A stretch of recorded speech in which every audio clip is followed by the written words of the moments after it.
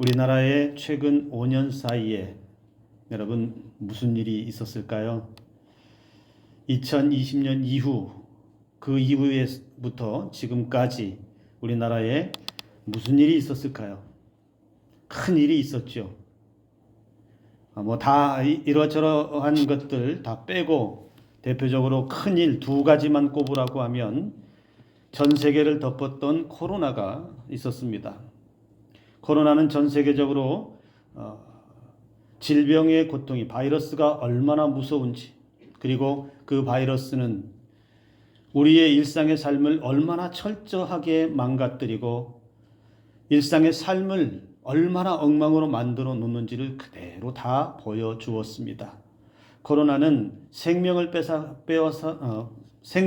빼앗아갈 뿐만 아니라 일상의 삶조차도 정상적인 삶을 살지 못하게 했습니다. 사람들끼리 만나는 것도 어려웠고요. 그리고 교회 현장은 함께 예배드리는 그 시간도 빼앗겼습니다. 그래서 성도들이 가정으로, 집 안으로 다 들어가 버리고 코로나가 끝났는데도 여전히 나오지 않는 사람들도 있습니다. 그만큼 코로나는 전 세계적으로 많은 아픔과 고통과 슬픔을 안겨다 주었고, 그리고 그 코로나의 결과는 지금까지도 계속해서 이어져 오고 있습니다. 그래도 코로나가 종식이 되고 차츰차츰 일상의 삶을 회복해 가고 어긋났던 것이 조금씩 돌아오고 교회의 성도들도 조금씩 완전하진 않지만 조금씩 돌아왔습니다. 물론 통계상의 통계 조사나 이런 걸 통해서 보면 아직도 완전하게 회복된 예배는 아니라고 하는 조사 결과도 있습니다만은 그래도 많은 성도들이 그래도 많이 돌아왔습니다. 그리고 교회도 정상을 향해서 가고 나라도 국가도 그래도 코로나 이전으로 회복하기 위해서 안간힘을 쓰면서 그렇게 조금씩 나아지는 것 같았습니다. 온 백성들이 똘똘 잘 뭉쳐서 코로나 시기를 잘 극복해 왔습니다. 그런데 안정이 될 만할 때, 어렵지만 힘겹게 버티며 일어서려고 할 때 대한민국엔 또다시 큰 일이 하나가 또 일어납니다. 한 사람의 잘못된 선택 때문에, 한 사람의 잘못된 판단으로 인해서 이 땅에 계엄령의 공포가 이 나라를 덮었습니다. 계엄령의 악몽이 시작되었습니다. 그것 때문에 극도의 정치적 혼란을 겪고 있고 국민들은 불안과 사회적인 분열에 휩싸였고 사법부를 불신하는 일까지 벌어지고 평범한 시민들이 거리로 뛰쳐나와야 했고 국내외적으로 경제는 추락했고 그렇게 정상을 되찾아갈 만할 때에 대한민국은 일상의 삶이 망가지기 시작했습니다. 계엄 1년이 지났는데 아직도 계엄의 진통을 앓고 있습니다. 참 가슴 아픈 일이에요.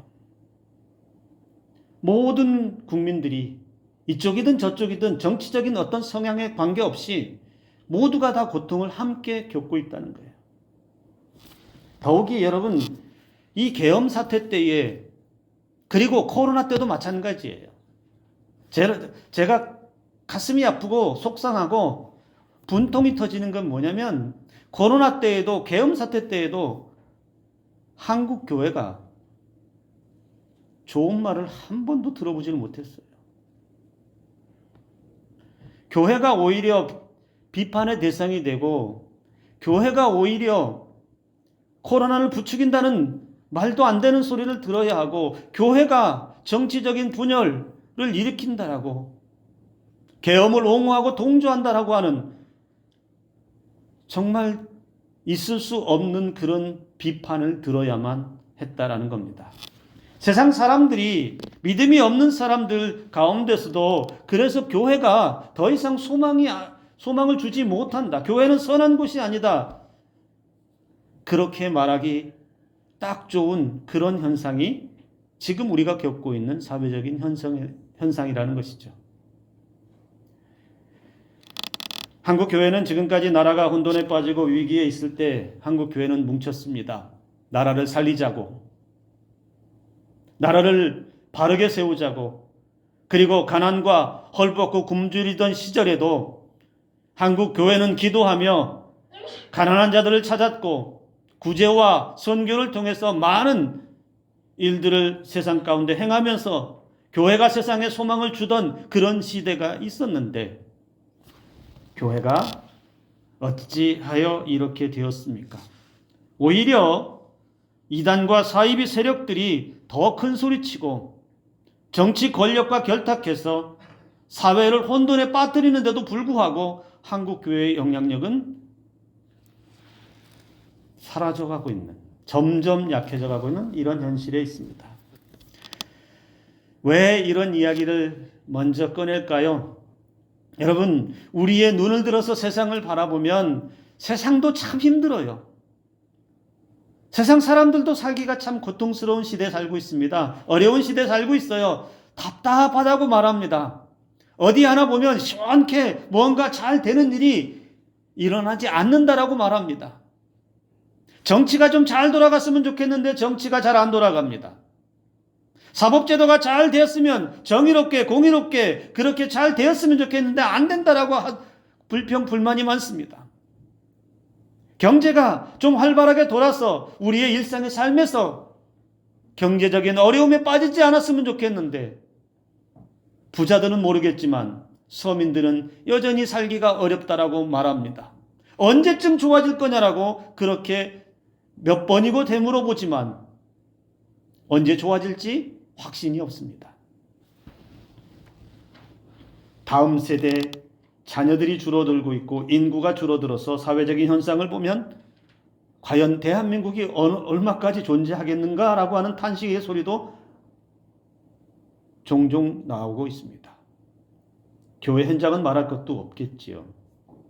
성도들이 줄어듭니다. 떠났던 성도가 돌아오지 않습니다. 세상은 그런 교회를 향해서 오히려 비판적인 말들을, 정말 날카롭게 비수가 꽂힐 만큼의 그런 소리들을 교회를 향해 던집니다. 믿음을 가지고 살아도 믿음이 없는 사람들도 참 어려운 시대에 살고 있다. 그런데 우리가 기대할 수 있는 것은 그러면 없는 것인가?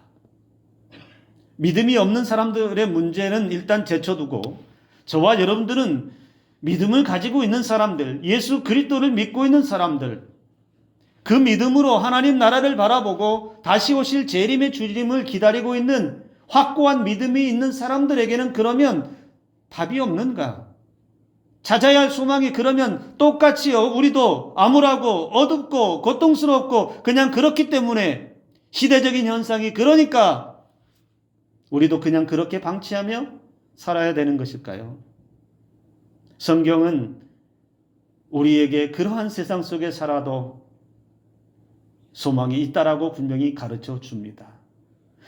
우리가 그러한 세상에, 어두운 세상에, 답답한 세상에, 가슴을 치는 세상에, 고통스러운 세상에 살아도 그곳에서 한 줄기 빛과 같은 은혜가 있다라고 성경이 우리에게 가르쳐 주고 있다는 거예요. 우리는 그 은혜를 볼 수 있어야 합니다. 우리는 답을 세상의 현상을 보고 찾는 것이 아니고 세상에 일어나는 그 암울한 현실을 보고서 한숨 쉬는 것이 아니라 우리는 성경 속으로 들어와서, 그러면 오늘 이 시대에, 이 어두운 시대에 성경에서는, 하나님께서는 우리에게 뭐라고 말씀하시느냐, 우리에게 어떤 길을 가라고 말씀하시느냐, 이것을 냉철하게 바라볼 수 있어야 한다는 겁니다. 오늘의 우리가 읽은 이 이사야 9장의 본문은 여러분 우리 시대하고 너무나 흡사하지 않나요? 이 시대는 남유다의 12번째 왕 아하스가 통치하던 시대입니다. 그런데 이 12번째 왕 아하스는요, 남유다 역사상의 가장 악랄한, 정말 이보다 악할 수 없을 만큼의 악랄한 왕의 대명사로 꼽혀요. 아하스 왕이 통치하던 그 시대는 한마디로 오늘 우리가 살고 있는 시대와 똑같다라고 말할 수 있습니다. 그 시대가 어두웠습니다. 암울했습니다.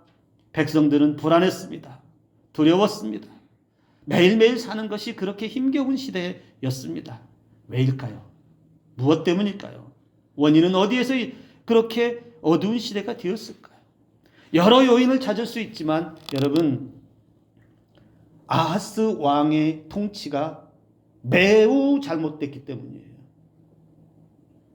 아하스 왕 하나님의 말씀을 철저하게 무시했어요. 하나님의 말씀을 전혀 듣지 않았어요. 자기 고집대로 했어요. 자기 생각대로 했어요. 그래서 아하스 왕이 의지했던 건 하나님이 아니라 주변 강대국이었던 아수르를 의지했습니다. 남유다, 자기가 통치하고 있는 그 남유다를 아수르의 입에다가 그냥 떠넣어주는, 그래서 남유다를 어둠 속으로 그냥 깊숙이 끌고 들어간 사람이 이 아하스 왕입니다. 왕 하나가 통치를 잘못하니까, 왕이 나라를 정치적으로 신앙적으로 온전하게 이끌어가지 못하니까 주변 강대국들의 위협을 항상 받아야 했고, 전쟁의 위험에 항상 노출되어 있고, 신앙적으로는 타락의 길을 걸어갈 수밖에 없고, 하나님의 은혜가 그 어디에서도 또 찾아볼 수 없는 이런 암울한 시대 가운데 살 수밖에 없었다는 것이죠. 한 사람의 지도자가 정치적으로 신앙적으로 하나님 앞에 온전하게 깨어있지 못하고 정의와 공의로움이 사라져버리니까 나라는 엉망이 되어버렸습니다. 국가적으로, 개인적으로, 신앙적으로 백성들은 삶의 돌파구를 찾을 길이 없었다는 것이죠. 바로 그 답답한 현실 가운데, 바로 그 아하스 왕이 시대를 어둠으로 몰고 가던 그 시대에 바로 예수 그리스도의 나심이 선포되었다는 거예요. 가장 암울할 때, 심리적으로 그리고 일상의 삶에서 불안하고 두려운 가운데 늘 매일매일이 힘겨운 그 시대에 예수 그리스도 메시아가 세상에 나실 것이다라고 하는 예언이 이사야 선지자를 통해 선포되었다라는 겁니다. 그래서 그 백성들이 얻을 소망이 어디에 있다라고 말합니까? 메시아에게 있다. 지금 현상은, 지금 겪고 있는 삶의 모양은, 세상은 정치적으로, 경제적으로, 사회적으로 여러 가지로 불안하고 어렵고 힘겨운 시대 가운데 있어서 세상의 어디에서도 소망을 찾을 수 없지만 우리를 위해 메시아가 오신다. 우리를 살리시기 위해, 우리를 회복하시기 위해, 우리를 구원하시기 위해 메시아가 오실 것이라고 그렇게 선언했습니다. 그런데 오늘 말씀에 보면요, 이 메시아가 어떻게 오신다라고 말하냐면, 여러분, 이 메시아가 세상의 그 어두운 곳에 빛을 비추시겠다라고 선언하고 있습니다. 어두운 그 땅에 빛을 비추어서, 즉 우리 구주 예수님이 빛으로 오시겠다라고 선언하고 있다는 것이죠. 여러분, 오늘 본문의 1절에 등장하는 땅들을 보세요. 갈릴리, 스불론, 납달리 땅을 언급했어요. 왜 꼭 이 지역을 언급했을까요? 왜 이사야 선지자를 통해서 갈릴리와 스불론, 납달리 땅을 언급했을까요? 대표적으로 이 땅들은 어둠과 절망에 빠진 이스라엘의 상황을 그대로 보여주는 상징적인 곳이라는 거예요. 이 땅은요, 이방의 침략을 가장 먼저 받는 곳이에요. 전쟁을 일으켜서 이방 나라들이 쳐들어오면 가장 먼저 침략을 하는 곳이 어디냐? 바로 이 지역이었다는 겁니다. 그러니 여러분, 주변 강대국이 헛기침만 해도 벌벌 가장 먼저 떨어야 하는 지역이 어딜 것 같아요? 여기라는 말이에요. 여기에요, 여기. 늘 전쟁의 고통을, 전쟁의 두려움을 안고 살아야 했던 땅이라는 거예요. 그리고 이 땅은 이방의 침략을 가장 먼저도 받았지만 우상과 혼합주의가 가장 깊이 자리 잡은 곳이기도 합니다. 침략에 대한 두려움이 있어서 그런지 모르지만, 전쟁에 대한 두려움이 있어서 그런지 모르지만 그들은 하나님보다 다른 우상을 찾아서 자신들의 안위를 빌었고 안전을 구했고, 그 두려움을 이기려고 했던 그것이 잘못된 신앙으로 빠져서 우상과 혼합주의가 가장 깊이 자리 잡았던 곳이기도 했다는 것이죠. 그러니 여러분, 이 지역을 보면 국내적으로나 국외적으로 보면 정치와 종교가 혼돈에 빠졌고 그들의 삶은 정상적인 삶을 살 수가 없었다라는 것인데, 바로 그러한 땅에, 그 어두운 땅에, 그 두려운 땅에, 그 불안한 땅에 뭘 하시겠다고요? 빛을 비추시겠다, 이렇게 선언했습니다. 여러분, 2절의 말씀을 제가 읽어드립니다. 쉬운 성경으로 읽어드릴게요. 어둠 속에 살던 백성이 큰 빛을 보고 짙은 그늘의 땅에 살던 백성에게 환한 빛이 비칠 것이다. 어둠 속에 살던 백성 누구예요? 이스라엘 백성들이잖아요. 여기 말하고 있는 갈릴리, 납달리, 스불론과 같은 그 땅 백성들, 그 백성들이 그 어둠 속에서 큰 빛을 볼 것이라고 말합니다. 그들이 지금까지는 짙은 그늘에 눌려서 살았는데 그 백성에게 환한 빛이 비칠 것이다. 이사야 선지자는 그렇게 선언하고 있습니다. 외세의 침입과 전쟁의 두려움이 있고 백성들이 피폐해진 삶 가운데 있을 때 아하스 왕이 영적으로 좀 깨어서 백성들의 삶에 보니 너무 고통스러워하고 있는 걸 보니 가슴이 아프고, 나라가 온전하지 못한 것, 외세 침입이 많아서 늘 불안에 떨어야 하는 그 상황을 보면서 왕이 좀 정신 차리고 하나님 앞에 엎드리고 살려달라고 하나님 앞에 간구하는 그런 온전한 신앙이 좀 있었다면, 제사장들을 불러서 좀 기도하게 하고 백성들을 깨워서 기도의 자리에 앉게 하는 왕의 통치가 좀 있었다면 이 민족이 이렇게 두려워할 수 있겠어요? 그런데 이 아하스 왕은 전혀 그렇지 않았다는 거예요. 자기의 정치적인 입지만 생각했고, 그래서 아수르에 여기저기 기웃기웃거리면서 주변 강대국에 빌붙어 사는 그런 비겁한 왕의 자리, 하나님을 헌신장처럼 버린 왕, 그것이 고스란히 이스라엘 백성들에게는 고통으로 올 수밖에 없었는데, 어쩌면 이 아하스 왕의 이 모습을 보면서 여러분, 우리는 생각할 수 있어요. 한국 교회와 성도들이 자신의 신앙의 역할을 감당하지 못하면, 교회 지도자들이 온전히 그 신앙과 그 은혜를 감당하지 못하고 하나님 앞에 엎드리지 못하며 세상 정치 권력이라든지 돈의 권력이라든지 이런 데 빌붙어서 성도들을 깨워주지 못하면 이 시대는 더욱더 어둠에 빠질 것입니다.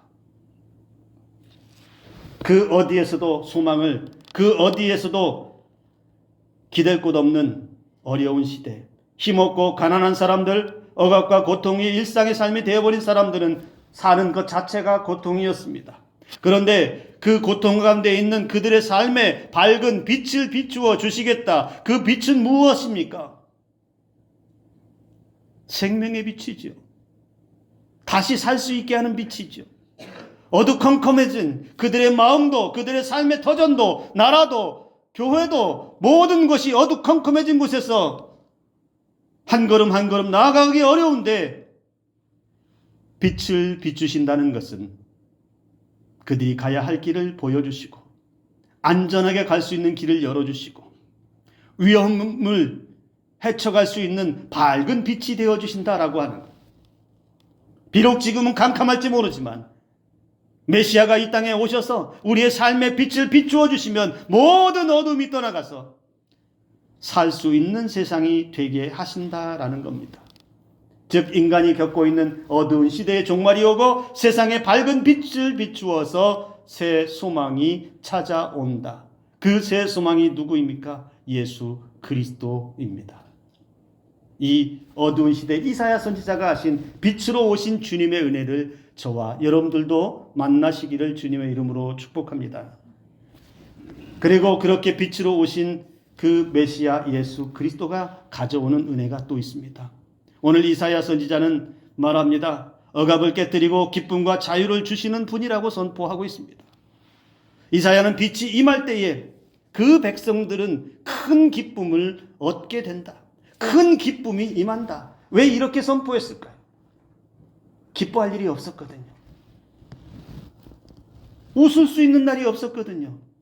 그냥 하루하루 눈 뜨면 피곤하고 지치고 그 삶 자체가 어떤 소망도 느낄 수 없었기 때문에 뭐 하나 웃을 만한, 기뻐할 만한 그런 일이 없었다는 거예요. 그런데 빛이 비추고 생명의 빛이 비추고 소망의 빛이 비추면 그 사람들이 잃어버린 기쁨을 회복하신다라고 말씀하고 있습니다. 여러분 3절과 4절의 말씀을 함께 보세요.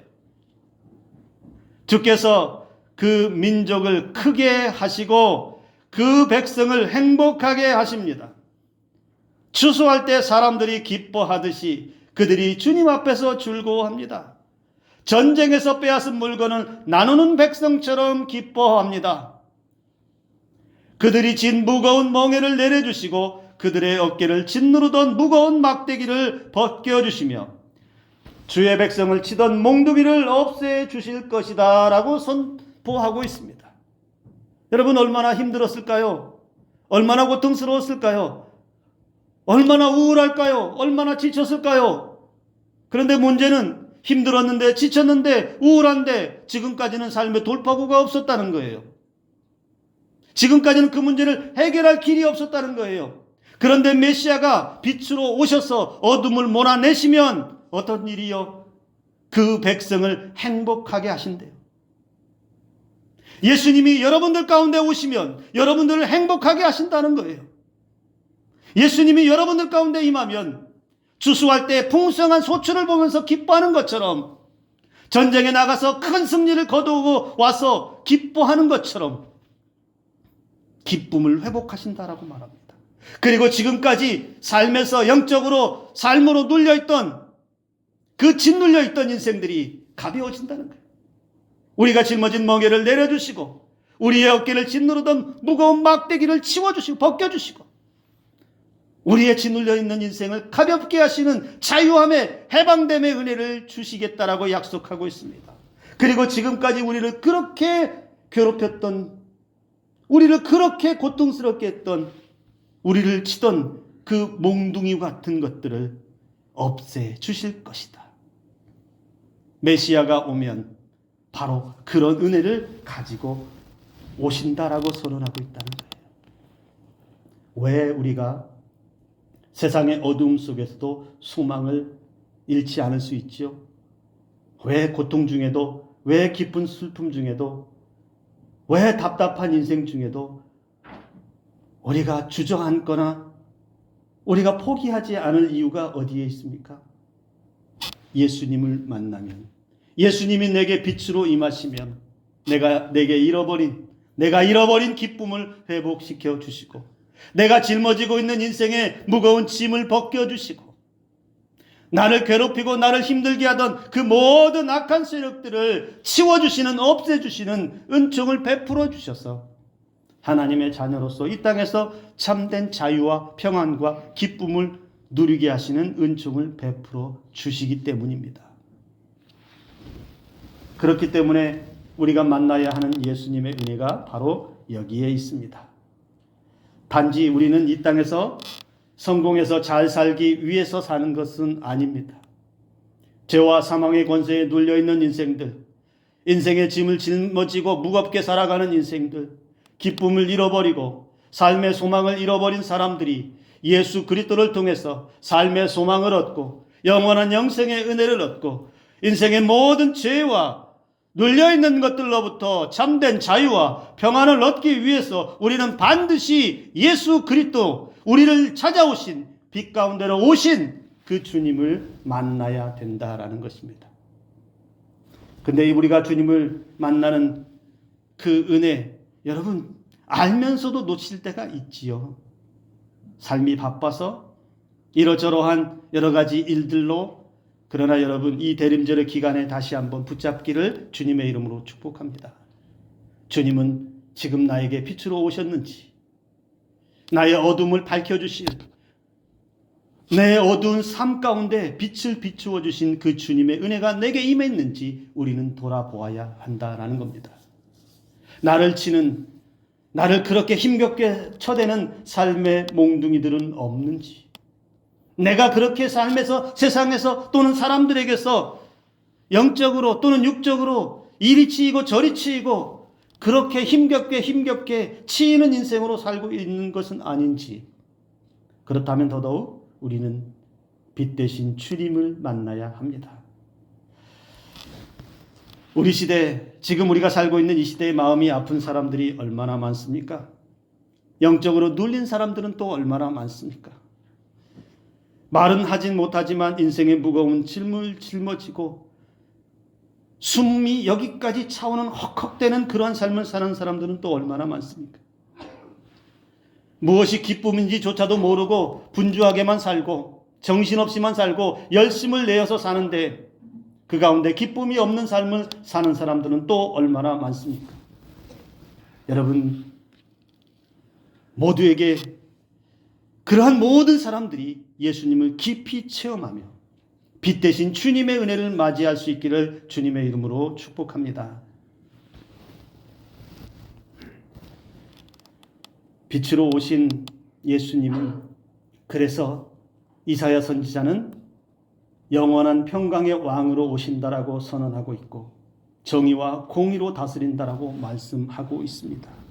그리고 이사야 선지자는 6절의 말씀에서 그 메시아는, 다윗 왕조의 약속을 이어받을 그 메시아는 이렇게 소개합니다. 기묘자, 모사라, 전능하신 하나님이 영존하시는 아버지라, 평강의 왕이다. 예수님의 성품을 그대로 묘사하고 있습니다. 예수님은 이 땅에 그냥 잠시 왔다가 사라져버린 그런 분이 아닙니다. 영원히 계시는 그 하나님께서 인간의 몸을 입고 오셔서 하나님의 성품을 그대로 우리에게 보여주셨고, 그 보여주신 성품대로 백성들을 사랑하셨고,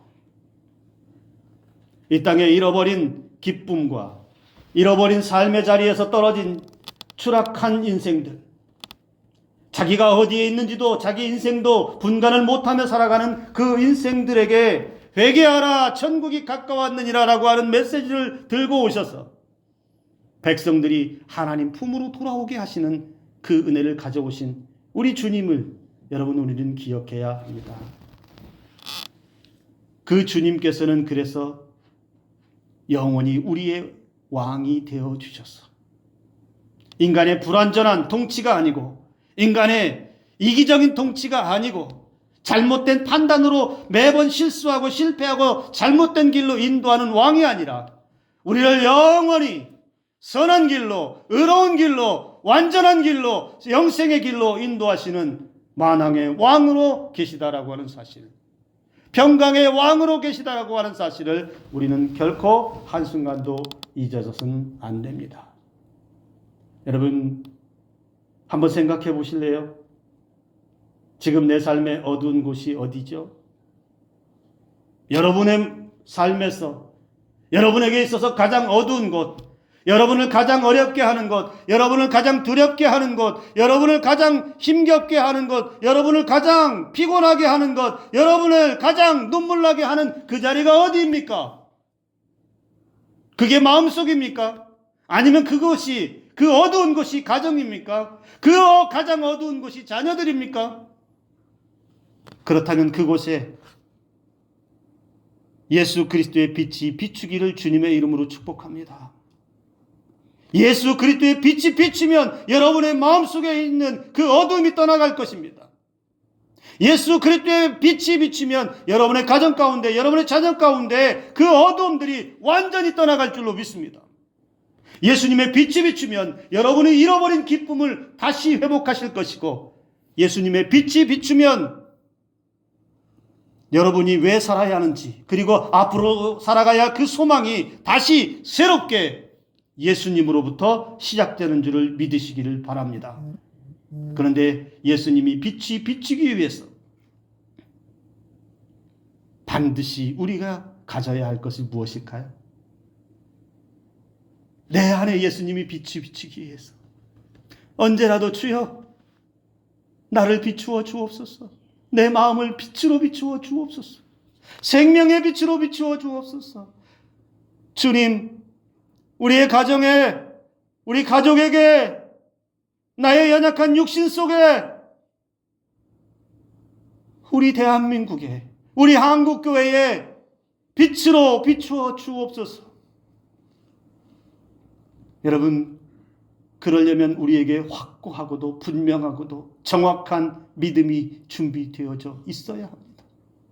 막연하게 말하는 게 아니에요. 될지 안 될지 모르는, 되겠지라고 하는 그런 생각이 아니라 된다! 빛이 비친다! 주님의 빛이 내게 비친다! 주님의 빛이 우리의 가정에 비친다! 반드시 이 나라, 이 민족 가운데 예수 그리스도의 빛이 비친다라고 하는 확고한 믿음을 가지고 주님 앞에 나아가는 저와 여러분들 되기를 주님의 이름으로 축복합니다. 우리의 믿음이 너무 다른 곳으로 많이 엇나갔습니다. 빛 대신 예수님이 아닌